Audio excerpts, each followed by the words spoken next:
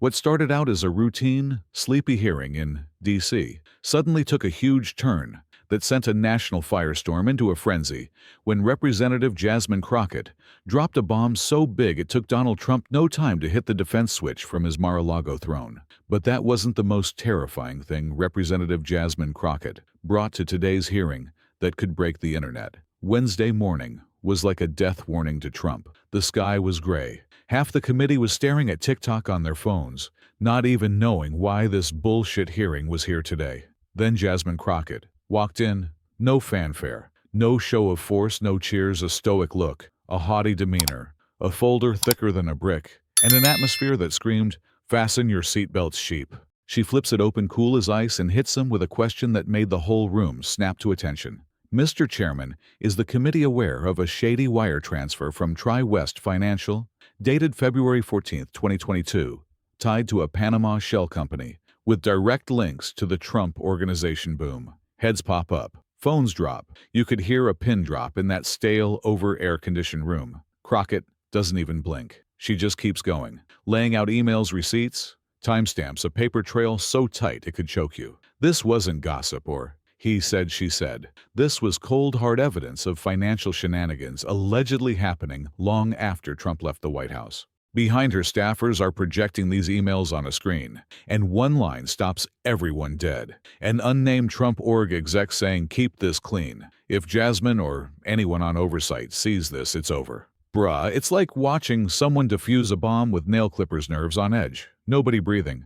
News outlets lose their minds. MSNBC cuts in live. Fox stumbles, not sure how to spin it. Twitter, TikTok, Instagram, every platform explodes with clips. The internet basically screeches to a halt. Meanwhile, down in Palm Beach, Trump's glued to C-SPAN at Mar-a-Lago, half listening. At first, probably thinking it's just another witch hunt. Then he hears his name tied to secret accounts and jumps out of his chair, remote in a death grip, like he can rewind reality. "What the hell is this?" he roars. Aides scurry and mumbling, "She's bluffing, no way, she's got those files." But Trump's face is redder than a MAGA hat. He ain't buying it. He waves everyone out, grabs his phone, and starts rage posting on Truth Social. Jasmine Crockett is a liar, a fraud, radical left puppet. By the third post, his legal team's in full panic mode. Phones buzzing, late-night emails marked urgent, and nobody's got answers. Back on the Hill, Crockett's a rock. Her voice is calm, almost casual, but her words hit like a sledgehammer. Some will call this partisan, but numbers don't lie. Paper trails don't vote. A staffer's sweating bullets behind her, another's texting reporters off camera. When the session wraps, she drops a mic-worthy line. "This isn't about hate, it's about integrity. If accountability makes you mad, maybe anger's just the cost of truth." Cameras linger. Nobody dares cut her off. Outside, reporters swarm pundits, rewrite their headlines on the fly. Within an hour, the clip's at 18 million views. By nightfall, 40 million. Hashtags trend like wildfire. The country's split again, two realities fighting to exist. But let's rewind. How'd we even get here? This wasn't luck or some overnight stunt. Crockett had been playing chess for months. Silent patient walking a tightrope. Digging into a former president's financial dirt isn't just bold, it's a death wish. But she'd seen too much to shut up. The docs didn't just land on her desk. They trickled in piece by cryptic piece through encrypted emails and under-the-table handoffs. Late one night in her cluttered D.C. office, surrounded by old folders and empty takeout boxes, she sat with her chief of staff, Leo Briggs. Young, sharp, loyal to a fault, Leo taps an email printout with his pen. "If this is real, we're sitting on dynamite." Jasmine doesn't even look up. "It's real," he presses. "You sure once this airs there's no unsaying it?" She finally meets his eyes. "I've read it 3 times. Forensic accountant verified it. The whistleblower. They're legit. They're inside the machine." Leo leans back, mutters, "Jesus." She just nods. Yeah, this whistleblower wasn't playing games. They sent patterns, transaction IDs, campaign filings, redacted names with just enough clues to connect the dots. At first, Crockett thought it was a trap bait to ruin her. But the deeper they dug, the uglier it got. Money bouncing from domestic accounts to offshore shells landing in entities tied to Trump's orbit. One company in Little Rock, Arkansas, 2 employees, no public trace, moved $8.4 million in 6 months. Another, in Reno, Nevada, same vibe, no staff, No website, but linked to a building run by a security firm from Trump's era, proving it. Without exposing the source, that was the rub. So she waited. Weeks bled into months. Party leaders told her to pick safer fights. Anonymous voicemails made her double-check her car at night. Still, she didn't crack, not publicly. Privately, that's another story. One night in her Southeast DC apartment TV, on mute, emails glowing on her laptop, she called her sister Dana in Dallas. "I'm about to do something big," she says, voice low. Dana, always real cut straight. "You mean him, don't you, yeah?" A long pause. "You ready for what comes with that?" Jasmine doesn't answer right away. Finally, "No. But I can't wait until I am." That was it. Every speech, every hearing question, every panel over the next few weeks, it was all build-up. She played it cool, let Trump's allies whisper about her in committee rooms, set the stage for a lightning strike. And when it hit, oh, it hit. Backstage, minutes before the hearing, Leo looks at her. "If this goes how I think, tie your shoes tight." She smirks, deadpan.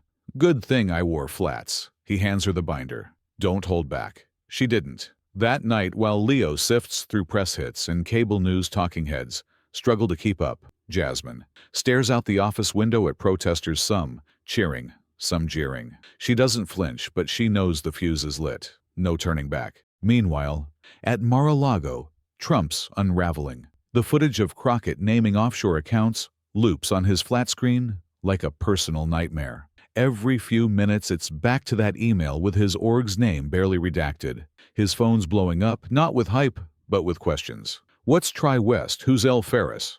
Did you greenlight this?" He chucks the phone onto the couch. Two aides, Connor Fisk and Adriana Brandt, hover by the door, scared to breathe.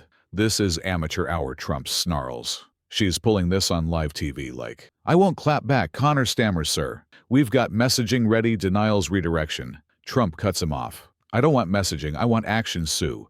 Her, investigate her, get her out of the house today." Adriana, cautious, steps in. "There's talk the files might have come from inside. Someone close." That stops him cold. Eyes narrow. "Someone on my team." Silence. It's deafening. He storms to a locked desk drawer, yanks out a folder. Scribbled notes. Paranoid underlines, names circled. He's been tracking potential leakers for months. Shoves it at Connor. "Cross-check this with her files." "I want a name." His legal team's scrambling too. Lawrence Beckman, one of his sharper attorneys, whispers on a secure call with an ex-DOJ contact. "Damage control." "What are we up against?" The reply's brutal. "If she's got original wire logs, not just screenshots, this isn't political. It's criminal." That word criminal hits Trump like a gut punch. He paces cigar smoke, choking the room. "They're framing me. Biden's behind this deep state. Crockett's a puppet." He rants to no one, staring out at palm trees, his youngest kid kicking a soccer ball by the pool. It should be peaceful. It's not. He posts again. "Total witch hunt. Made-up lies. Crockett's a fraud." Comments flood and some loyalists cheer, but cracks show. Is it true? What's the real story? Even the faithful waver. Inside, Connor and Adriana huddle in the hallway.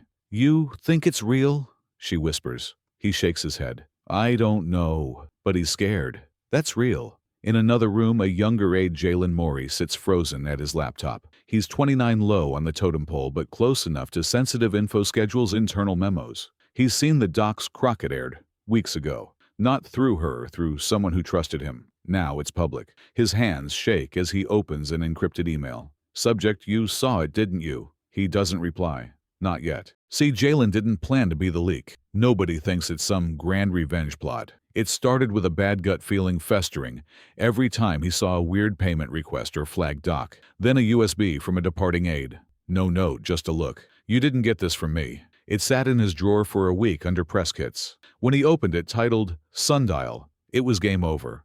Wire transfers, tax anomalies, names half redacted, some matching Crockett's, reveal some not yet public. He didn't sleep. Drank too much to quiet his head, but the worst, knowing if he stayed silent, it'd keep going. So he reached out, not to press, not a lawyer, but a contact from a policy conference 2 years back. Priya Das, now under Crockett's comms director. A friendly number in his phone, now his lifeline. "Do you have a secure line?" he texted. 3 hours later, she sent an encrypted app link. Voice. Only no names, no recordings. "I've got files," he said. "Some Crockett used, some she hasn't. I didn't steal them, but I can't sit on this." Priya didn't promise safety, just listened. "Do you get what this could mean for you?" "I do now." That was the start. Over 2 weeks, they talked in bits. Jalen didn't email docs, too risky. He hand-delivered printouts in Baltimore, left envelopes in a Daytona Beach P.O. box. Paranoid, terrified alone. Every raised voice in Mar-a-Lago's halls, every sudden staff reassignment had him wondering if he was next. Then Crockett's hearing aired. He saw the Tri-West email on TV, one of his. Breath caught. No going back. Priya checked in that night. "You okay? I think so. You did right." Right didn't feel safe, just final. By Thursday, Crockett's clip hit 60 million shares. TikTok teens lip-synced her integrity line. Twitter was a war zone. YouTube vloggers raced for clicks with titles like Crockett crushes. Trump cable news plastered her face on every panel. But the streets, messier. In Columbus, Ohio, activists waved signs, "We believe Crockett versus fake files." Arguments nearly turned to fists. In Bakersfield, California, Trump supporters rolled a convoy, flags flying, calling it a Democrat conspiracy. Online, it got vile. Crockett's office email shut down from threats. Staff got calls at home. Leo's car got keyed. A staffer's sister was doxxed on Reddit as Deep State. Still, Jasmine stayed locked in. Brief local interview, no national circus. Afraid they asked. She paused. "I feel responsible. Truth makes people uncomfortable. Doesn't mean we stop." Trump fired back. A 12-minute Truth Social video behind his desk, no filter. "She wants to tear this country apart. A nobody dangerous. We won't sit quietly." He called for peaceful resistance, but the tone, a dog whistle. Next morning, "Liar" was spray-painted on her Dallas office. Same day, someone sent flowers with a note, "We see you. Don't stop." America was splitting again. Not over policy, but over whether a few bank statements could topple a giant. Inside her office, Crockett dodged media requests. "No appearances till the next hearing," she told Leo. "We're not playing TV games. Facts only." He pushed. "We could frame the narrative." She stared him down. "Let him talk. I'm not here for ratings." Outside, the city buzzed. Coffee shops hummed with debates. Group chats pinged links. Some denied it all. Others, starting to wonder. At Mar-a-Lago, paranoia festered. Someone leaked. Someone close. The world was watching with new eyes. And the next hearing, it cranked the heat to inferno levels. 5 days later, House Oversight reconvened. Not a formality, everyone knew it was war. Reporters packed in early. Public seats overflowed with citizens, activists, interns sensing history. At 9:01 a.m., Crockett walked in, same binder, zero doubt. She wasn't testing waters anymore. She was building a case. GOP members whispered, armed with articles ready to derail her. Didn't work. She owned the room from jump, following up on Tri-West with a second company in Boise, Idaho. Same sketchy patterns. Big funds in instant offshoring, no legit business. She projects a compliance email naming Elias Colburn, ex-Trump campaign finance advisor, greenlighting a $2.1 million transfer. With Ensure, nothing traces to DJT directly. Gasps, real ones, even from committee members. From Reper Curtis Hale, a Trump diehard, jumps in. "That email's unverified fiction." Crockett doesn't flinch. Authenticated by 2 forensic teams. 1 recipient's cooperating under seal. Hale squirms. Then the knockout. A voice memo transcript from a company phone. Money's clean by the time it bounces through Sydney. Just numbers. Can't prove intent unless someone talks. She looks at the chairman. "I request a subpoena for the firm's CEO. Public money, masked private debts. Taxpayer funds merged with campaign cash." Chaos. Trump loyalists yell objections, points of order, overlapping shouts. The chair bangs for order 3 times. Someone off camera screams, "Disgrace Crockett." Still as stone, stacking facts like bricks. Later, outside, cameras swarm. She walks through with Leo and security, ignoring shouts, until an older woman with a sign, "My son went to prison for less," catches her eye. Jasmine slows, nods slightly. Inside, Leo's pissed. "They tried to drown you out." She kicks off her shoes, breathes. They're not mad it's fake, they're mad it's real. He hands her water. "We need backup. More staff." She smirks. "We'll need something stronger." Emails flood in. Threat support, confessions. "I didn't believe it till now." That night at a Baltimore town hall. No glitz, just folks. A teacher asks, "Is justice even possible?" She pauses. It starts small, like people watching, refusing to look away. But the real dagger was still coming. Next morning, Capitol hearing room lines start at 6 a.m. Lawn chairs, notebooks, people hungry to see it unfiltered. By 9, it's standing room only. Rumors swirl. Crockett's holding something back, a direct signature, a name. She opens, calm, tense. We've reviewed 2 shell firms. Today, the link. Screen shows a financial summary. July 23, 2022. $3.2 million from TriWest Holdings. Routed through pass-throughs lands in Zurich at New Point Strategic Consultants. Opened with ID and paperwork. Signed by Donald J. Trump. March 9, 2021. The room erupts. One member demands a pause. Another wants the original. She holds it up, his signature authenticated, tied to Swiss banking forms matching prior routes. Then the twist. Attached a project code Atlas 12, not bank lingo. A campaign code from Trump's Georgia runoff comms. The implication: campaign cash laundered hidden overseas, maybe funding unrelated ops. Trump wasn't there, but at a Naples fundraiser mid-stage, an aide whispers the news. He freezes, turns, walks off without a word. Later, posts total hoax, fake signature. Never heard of that bank, but it flops. People saw the signature. It's not just numbers now, it's personal, tangible, real. Back in D.C., Crockett exits quietly. In the car, Leo says, "That's it. They can't dodge this." She stares out. They'll try, but not with lawyers. This is bigger than courtrooms. At the office, a staffer pulls her aside. Hundreds of messages. Phones won't stop. She shuts her door, stands alone, gripping the folder. She expected outraged denial, not fear. Theirs.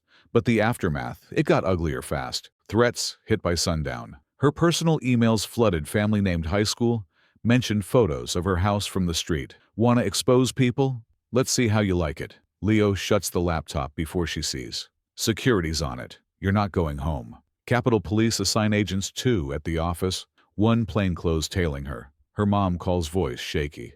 "Is it worth this?" Jasmine hesitates. "I didn't come this far to back down." Next day, a fringe site claims she faked docs shared by Trump's account. Hours later, angry protesters hit her Dallas office signs screaming, "Lock her up." Staff's rattled. One young aide breaks down. "I didn't sign up for this." Jasmine sits her down. "None of us signed up for fear. If truth scares them, that's their burden, not yours." Priya messages. He's scared too, but not backing down. She means Jalen. He's still in play, verifying data, helping track money. But he's tailed a white SUV twice outside his place mailbox. Messed with a photo of him at the Daytona P.O. box drop. No note. He calls Priya at midnight. "Am I crazy, or is this what getting too close feels like?" "Not crazy. They want you quiet." Means you're right. In D.C., Crockett and Leo pore over new docs, smaller wires, fake invoices. Exhausted but relentless. Trump's cornered, Leo says. He won't retreat. He'll attack. She nods. "Let him. We're not alone. People are watching." She pulls a note from her bag from a Toledo firefighter. "You spoke for us. Don't stop." She folds it away. Outside, threats grow, but so does support. It's not just about Trump now. It's about what country will accept. Weeks pass. Hearings aren't just watched. They're felt. In Detroit, veterans huddle at a rec center, silent listening. One whispers, "If half this is true, what did we fight for in Tucson?" A shy high schooler asks her teacher, "Is this what Congress should be?" Trump's campfights, dirty lawsuits, privacy claims, nonsense that trends anyway. His approval dips, not crashes, but enough to spook donors. Crockett stays low. No media circus, just a Sharpie scrawled "keep going" on Instagram. At a tiny Shreveport gym, she tells 30 people, "This ain't just Trump, it's power thinking, it's untouchable till it's not." A man asks, "What if nothing changes?" We keep talking till it does. Claps aren't loud, but they're real. Support builds. Ex-IRS agents back her numbers. A Tallahassee student's viral sit-in demands Zurich probes. Trump calls a Patriots March in D.C. Security braces, but it's quiet. Doubt creeps into even his base, not defeat but poison, for a loyalty cult. Crockett gets a letter from Springfield, Missouri. "My parents voted for him. After you, they're listening. It matters." She folds it slow. No words needed. 3 weeks since the first hearing. The story lingers. Commutes, dinners, quiet doubts. Some want indictments. Others want it buried. Jasmine laid at her desk, no cameras. Just a legal pad, circles 4 words in red. Truth doesn't expire early. Not instant change, but clarity. More hearings loom. Trump's machine churns. But people listen. Oklahoma conservatives, feeling betrayed. An Iowa ex-precinct captain, thanking her, a Kansas pastor playing her clips in church. Risk feels worth it. Power isn't just in buildings, it's in silence, fear, what we won't admit. She's challenging that. At a Wisconsin panel, last question: if nothing changes, was it worth it? She leans in, calm. Change isn't loud. It's someone watching thinking, if she can say it, maybe I can. That's worth it. Quiet applause. Real. On her flight back, a flight attendant nods. You matter. Jasmine exhales. No stage, just a woman who stood up and keeps standing. Headlines fade, hearing slow, but echoes don't. Truth doesn't need permission, just someone to speak, someone to hear. So what are you willing to say when it costs you? What'll you stand for when nobody claps? Truth still matters, especially when it's hardest. If you feel that, stick around. We ain't done yet.